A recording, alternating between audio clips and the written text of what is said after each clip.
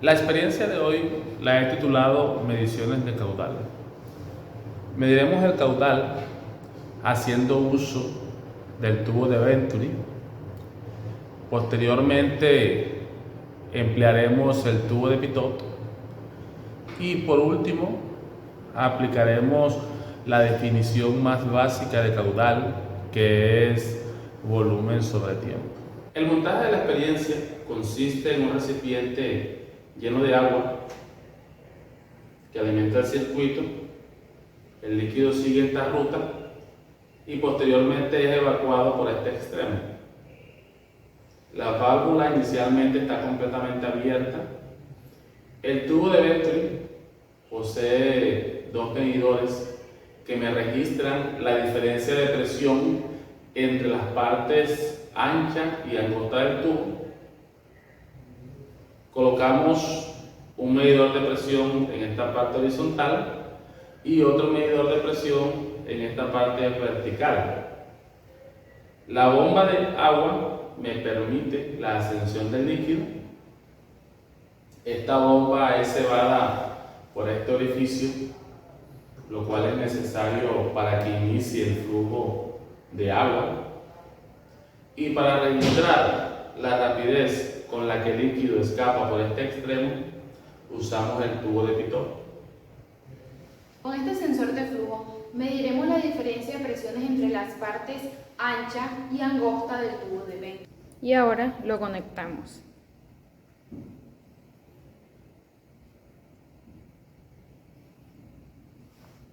Y con este cable conectaremos el sensor a la interfaz universal.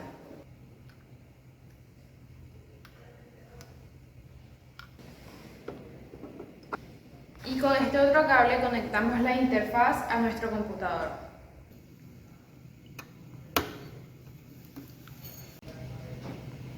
Ahora acoplamos este sensor de presión dual a estas dos entradas con estas dos mangueras.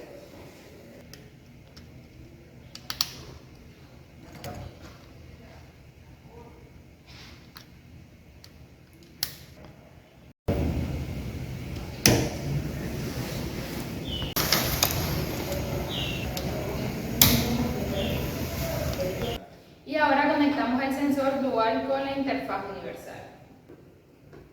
Por último, unimos el tubo de Pitot con este segundo sensor de flujo de la misma manera que se hizo con este.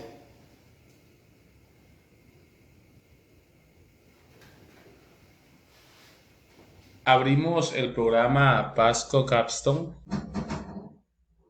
Vamos a confirmar que los sensores hayan sido reconocidos y nos vamos a configuración del hardware. Aquí deben aparecer los sensores. Aquí están. Arrastramos un primer indicador digital para registrar la diferencia de presiones en el tubo de Venturi. Después arrastramos un segundo indicador digital para registrar la presión en el punto 1, la presión absoluta. En un tercer indicador digital registramos la lectura del punto 2, de la presión absoluta en el punto 2. Y finalmente, en un indicador digital cuarto, registramos la rapidez con la que el fluido sale por el extremo inferior del circuito. Primero vamos a cerrar la motobomba.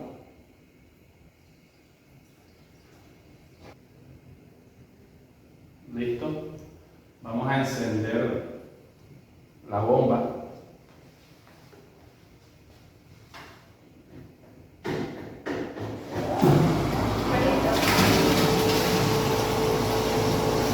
Está seleccionado el modo continuo. Podemos comenzar el registro de los datos.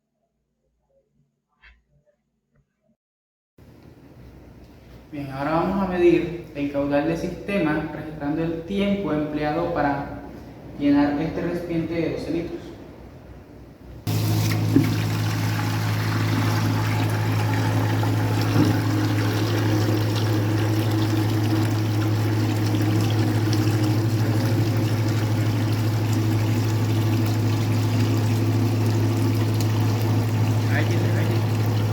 Aquí lo estoy viendo.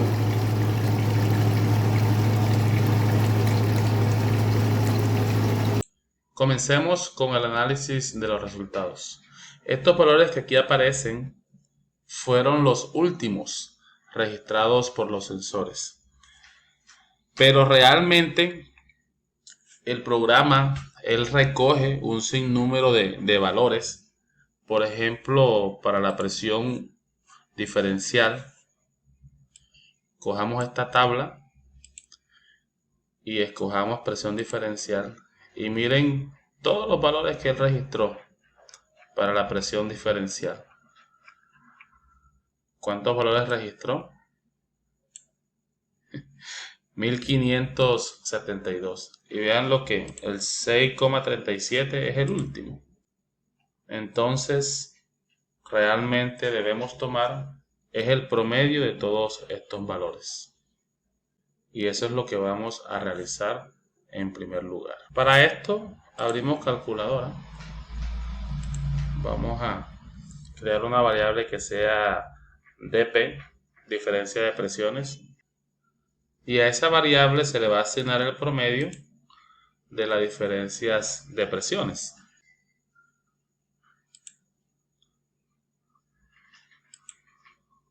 Listo.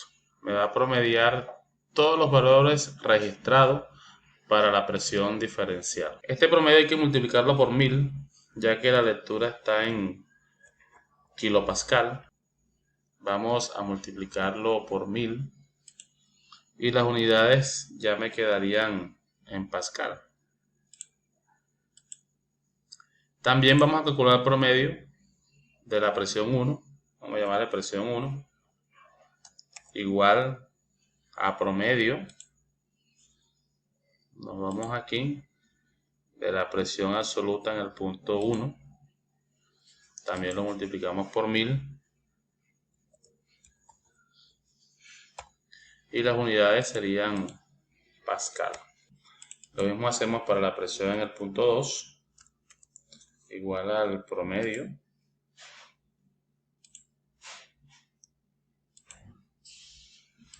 Se multiplica por 1000. Y esto también queda en pascal. Lo mismo sería para la velocidad. Vamos a darle el nombre de V mayúscula. Sería igual al promedio de la velocidad con tubo de pitot. Listo, y esa está en metros por segundo. Listo. De esta manera miremos cuáles fueron los promedios obtenidos. Entonces coloquemos un indicador digital y miremos cuánto nos dio el promedio de esta presión diferencial. Nosotros le dimos el valor de dP. El promedio dio 6388.24 pascales. Ahora, para la presión en el punto 1, el promedio, aquí tenemos algo, sí, está bien. Lo mismo para la presión en el punto 2.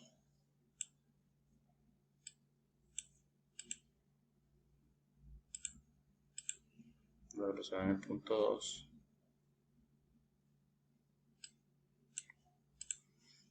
Y para la velocidad,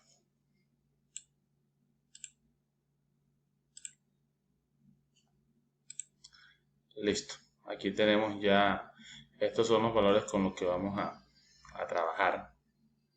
Sigamos calculando el caudal, haciendo uso de su definición más básica, que es volumen sobre tiempo.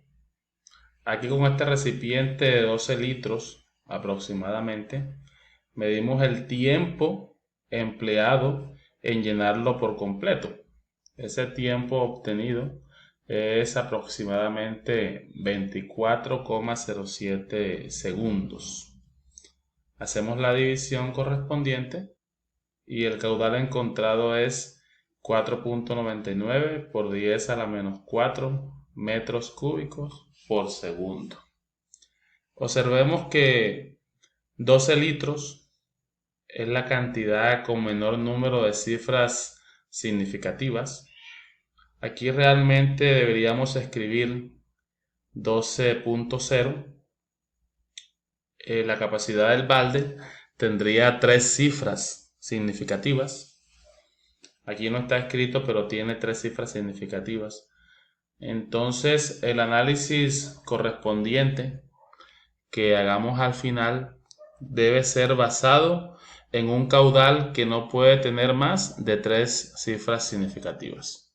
Este caudal lo usaremos como valor teórico al momento de calcular los errores porcentuales para los caudales medidos haciendo uso del tubo de Venturi y haciendo uso del tubo de Pitot.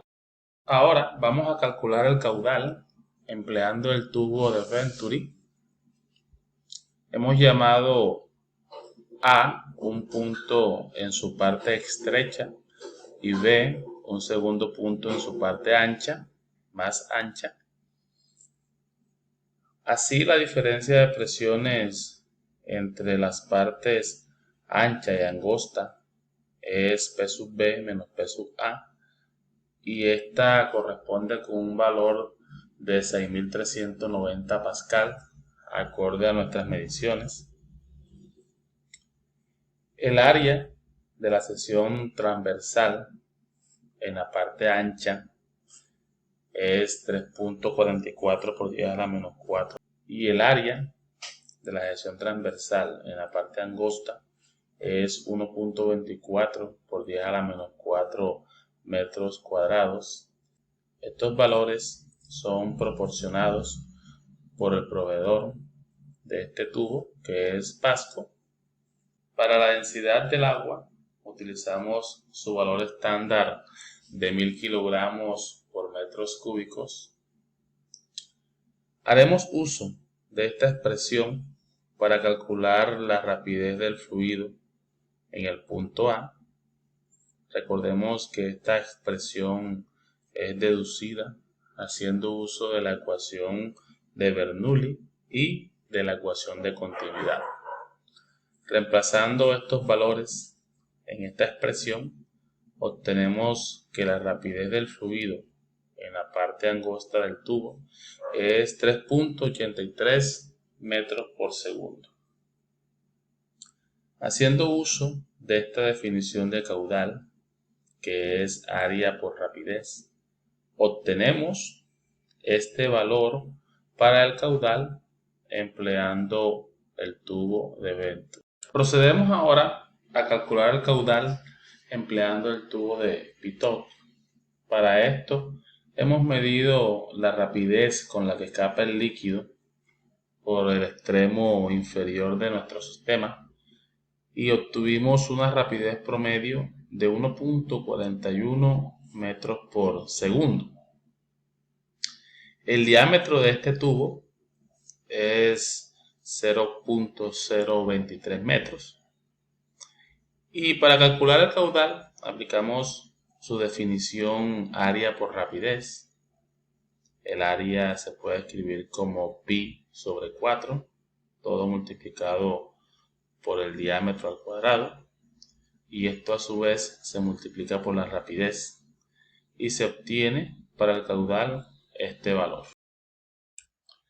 Calculemos el error porcentual de nuestras mediciones empleando esta definición y el valor que tomaremos como caudal teórico será el de 4.99 por 10 a la menos 4 metros cúbicos por segundo y este valor se obtuvo empleando el tiempo en que se llenaba el tanque de 12 litros.